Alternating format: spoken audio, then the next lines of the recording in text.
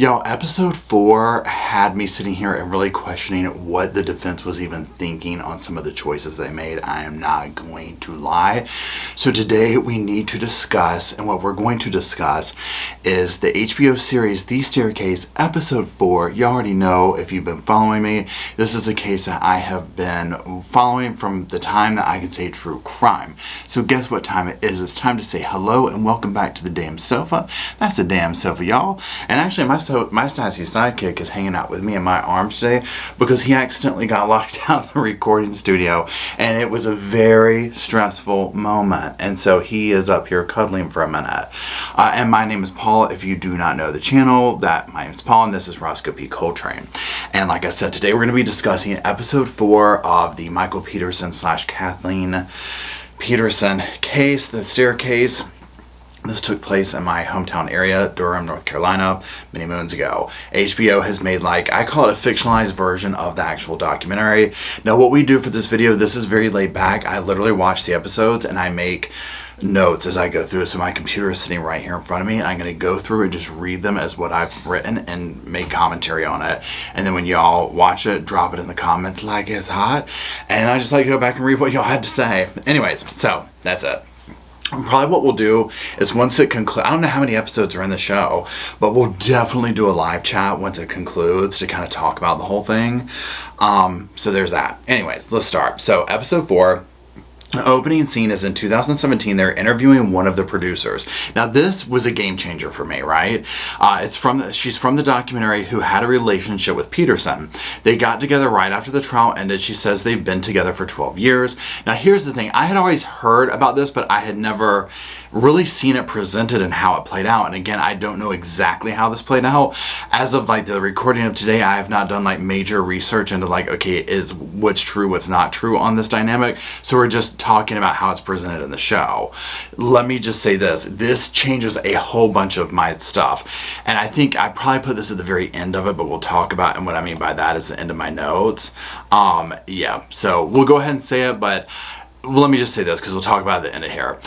The producer's feelings towards Michael Peterson and the lens that she edited, and she's actually the editor or whatever, edited this, seeing how that is portrayed in this documentary, if it is accurate, changes my perception of the original documentary. So there's that. Next, we are shown scenes from court, and it focuses on Dwayne Deaver. Y'all, this guy is a joke. He is a joke. He should probably be in jail for what he did.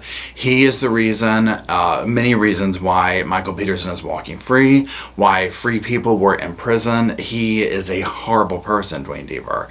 And there's that. Next, we're shown a scene of the defense asking Martha to take a Valium in order to be able to come to court on the day they go over the autopsy of Kathleen. She has a panic attack.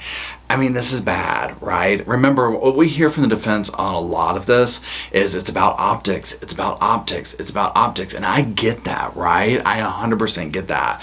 But when you see the price tag that it comes at, and that's one thing I never really realized, is because I guess throughout this whole thing, I just felt like all these people, and by people I mean the Ratliff girls, his sons, they just had this undying, our father's innocent. And now I look at it more I feel like they might have questioned it a little bit. I feel like Michael Peterson's narcissism and selfishness was way more exaggerated in real life than it was portrayed in the original documentary, right? He just they really portrayed him as this, not so selfish person, this almost like a victim himself, right? So there's that. Okay, we see the scene of David putting up to his lawyer all the past cases of head injury, but Kathleen had none. It's a win for the defense. Now, this is in court when they had the medical examiner. Now, I'll say this. The medical examiner, she had a very cocky attitude, very smarmy attitude, and now us knowing that a lot of that attitude was based on lies of Dwayne Deaver and all this kind of stuff, you know what I'm saying? And again, because of the injuries, and it was a win for the defense. I mean, it's questionable. Why didn't Kathleen have this? If you're saying this is the case right here, why wasn't it this? If it was A, then why isn't B present? And if it was this way in all these other hundreds of things, right? I get that, and I question that. We'll get to that in a minute, though. or maybe in episode 5 or 6, but I felt like that was a win for the defense, one of the few that they had in the court case. Then this next one. We're shown a scene of Kathleen picking a Clayton up. He is so creepy in the show, and I'm assuming maybe that's how he is in real life. He has a lot of issues going on. Hopefully he's gotten help for these. Kathleen's mad at him. They get in an argument, and he brings up, like, basically he knows that she and Mike were sleeping together while he was still married to Patty, and this kind of like humbles her in the moment. It may be a word, or quiets her down or whatever. It just kind of is like, phew.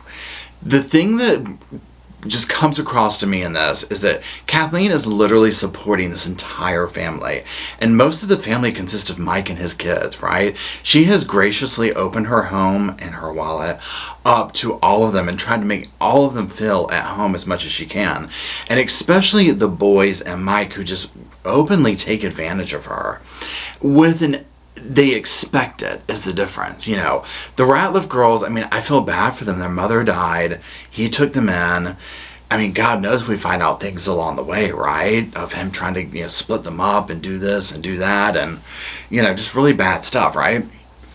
And so seeing just how, Clayton acts towards her, and this, it doesn't sit right at all. But there's also this whole thing of other theories out there of, did one of the boys help, this, that, and the other, that kind of thing. So it plays into that. And again, the show does a really good job at portraying and kind of feed into each of these little theories that have been presented. So let's continue. Okay. We then were shown kind of like the opening stuff. Now remember, the defense opens up with bringing the jurors to Michael Peterson's home and letting them see the staircase. Again, this is one of these things where I get where David was going, where he was like, we have nothing to hide. Come see it. You were never going to get around that much blood in the staircase. I don't care if you presented other people. If you've looked up and researched this, there are other cases of showing people who 100% we know fell down a staircase, had head trauma, and I mean, it's a bloody scene, right? And there's a lot of blood, but there's not that many out there. I don't care. You're never, in the court of public opinion, when you show this much blood and carnage mixed in with the obvious trying to clean it up, the smearing marks, the other contextual things, and also the evidence of she sat there dying for 2 hours while he allegedly was outside by the pool. No. So bringing the jurors to the actual home and being like, look, I'm going to show you the staircase, I was like, oh no. Also bringing them to this home, it's a very particular lifestyle. I mean, Kathleen and Michael, let me rephrase this. Kathleen had a lot of money at one point. She made a lot of money at one point. Yeah, the house was probably worth something, but they were kind of in a downward, Michael hadn't brought in any money, right? He probably made 6 figures off that book a few years ago. Well, they probably already gone through all that. You saw how they spent money, So bringing these jurors in to see the home and seeing how, the other half lives or whatever, it was almost going to probably rub that into some people's faces, right? And then seeing this horrific crime scene on top of being like, so y'all have lived in this house for a year with this? Like, your wife's blood smeared all over the place. Granted, it was boarded up, this, that, and the other, but nonetheless, right? Super creepy. Okay, so let's keep going. Henry Lee's testimony. This is the blood guy from the show. His testimony did not help at all. He came up with all these fancy things and again, this is one thing where I can see where he's going, and I'm sure what he's describing could happen, and I'm sure it in part did happen.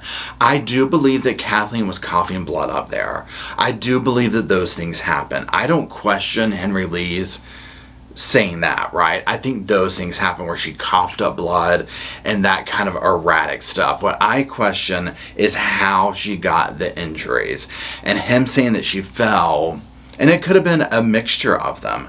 It could have been she fell and then Michael, we'll get to it. The scene, and it might be in here, of the scene of her getting attacked by Michael was pretty accurate in my opinion, but we'll talk about that when we get to it.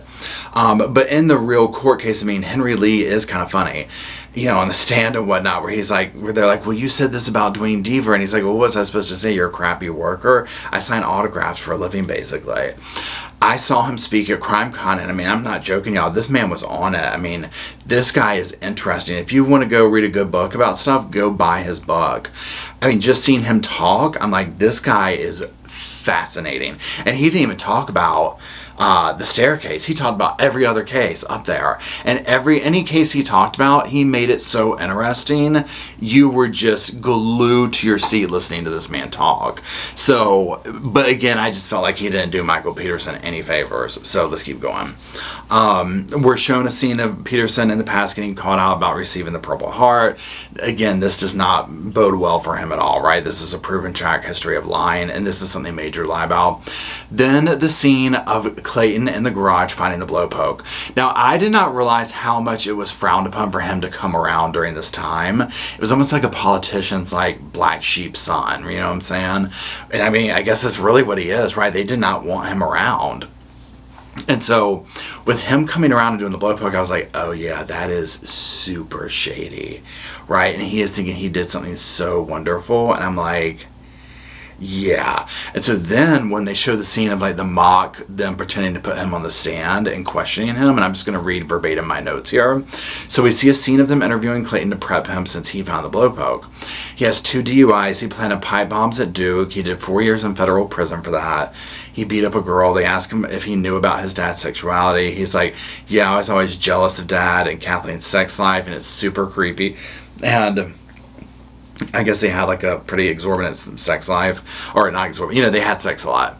And then he's like, I walked in on Dad, you know, jerking off to some gay stuff or whatever, and his sister's like, you Petersons are so creepy. Todd gets pissed, and he's like, I run a successful website. This whole scene of this interaction with them, you see the level of dysfunction in this family. Okay, not only, you know, Clayton's whole thing of like the pipe bomb thing in Durham, right? I mean, that was like, that's bizarre. Okay, this is major. But also the privilege that went along with that, right? I mean, come on. Major issues there. But then the whole thing, now if I remember correctly, Todd Peterson, this is like within the last 6 months, had this meltdown on Facebook where he went saying how Michael Peterson, you know, killed his mother and did all this stuff, and he was freaking out. I'm guessing Michael Peterson maybe was not going to give him money or something, maybe from Patty's death. I don't know, I could be wrong. I don't know if he left the videos up, but Todd Peterson was doing like a road trip from like here to Miami, basically broke, relying on people giving him money. But the whole time he's like talking about this website, and I was like, he was still going on about this website 20 years ago, and he's still doing it. If it's the same thing, I don't know. But you see where I'm going with that? I'm just like, yeah. And the show, it was super cringy, okay? I was just like, yeah, this is like a joke, right? And it probably still is. Anyways, then we're shown the closing statements. We're seeing how they put them together. Now, y'all, these closing arguments are probably studied in law school. Regardless of what you think of Frida, with the one of the female state attorneys, when she gets up there with those pictures, she knew exactly what to say to that jury. She knew how to talk. They knew exactly what they were doing. Putting her up there with her southern ways and her southern accent and her southern lady demeanor, showing these. And I mean, she's right. She said, purity filth. I mean, it was, they knew exactly. This is hardcore porn. Ross goes like. But I mean, they are amazing closing arguments, whether you agree with them or not. I mean, she was a damn genius. Purity filth. I mean, I could listen to her talk all day long, right?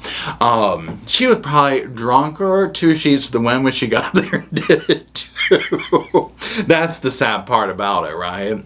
But she got up there and she played that, showing those hardcore pictures, any which way, as she said, kind of stuff. Which, you know, again, when you get in front of a jury around this area, North Carolina, especially back then, where, you know, it is what it is, you had a lot. Another thing to keep in mind during this time in this area here, the Raleigh-Durham Triangle area, is you, especially now, you have a lot of, you know, influx of people from California, New York. Obviously, we're in the South here. Back then it was still that way. You had a lot of people coming in from New York, all that kind of thing. So there is a definite dynamic around here of North meets South, right? So Michael Peterson was already representing that he was not from here, right? It doesn't matter where he else is from, you know. And I mean, I'm not saying I subscribe to this, but I'm just telling you how things are here or how they were. And I'm sure some people still think this way.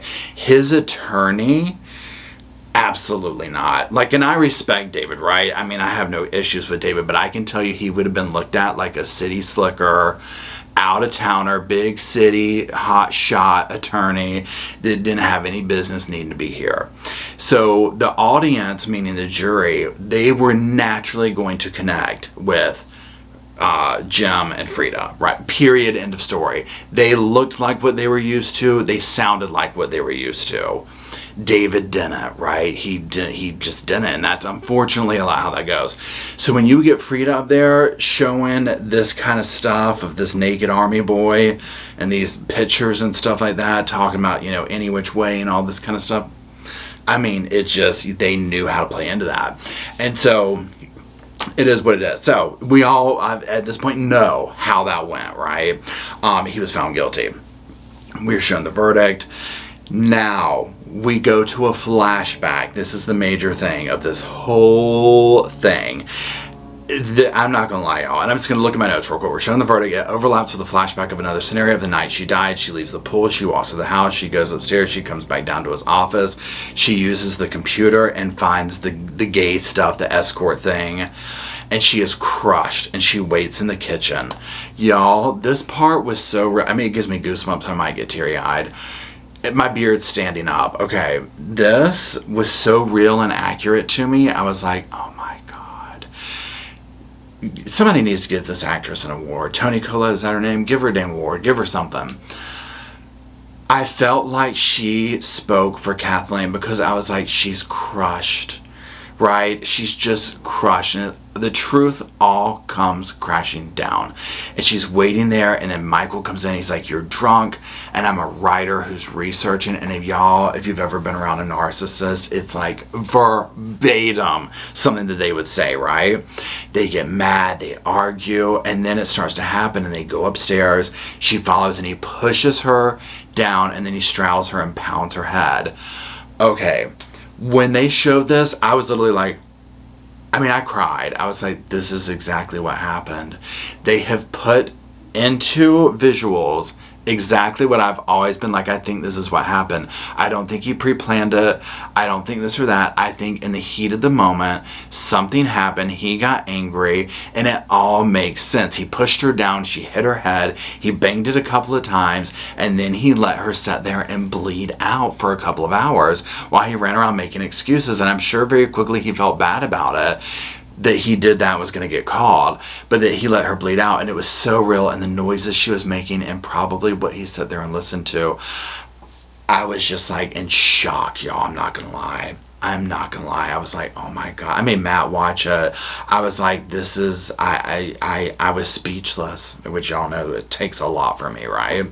So again, now I'll say this. Does that mean that I have discounted other theories they have presented? Absolutely not. We're going to get to those in other episodes, right? But I was just like, here we go. This is exactly what took place. It explains not the blowpoke thing, you know what I'm saying? But anyways, so my heart just breaks for her.